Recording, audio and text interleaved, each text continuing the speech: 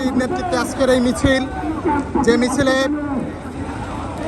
NDM, গণ অধিকার, বাম সকলে যুক্ত হয়ে রাজপথে স্লোগানের মাধ্যমে জানিয়ে দিচ্ছে ফ্যাসিস্ট হাসিনার গদিতে থাকার কোনো অধিকার নাই, সন্ত্রাসী ছাত্রলীগের ক্যাম্পাসে থাকার অধিকার নাই। এ বাংলাদেশ 16 কোটি মানুষের বাংলাদেশ, 20 কোটি মানুষের বাংলাদেশ। এ বাংলাদেশের ক্যাম্পাস সাধারণ শিক্ষার্থীদের পড়াশোনার জন্য ক্যাম্পাস। টোকাই দিয়ে কোনো আন্দোলন দমন করা যাবে না, পুলিশ দিয়ে আন্দোলন দমন করা যাবে না।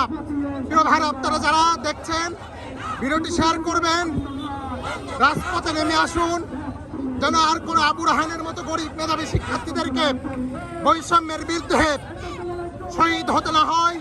আপনার সন্তানদেরকে আগামী দিনে যেন এই ছাত্রলীগ কুলাঙ্গারদের হাত থেকে যেন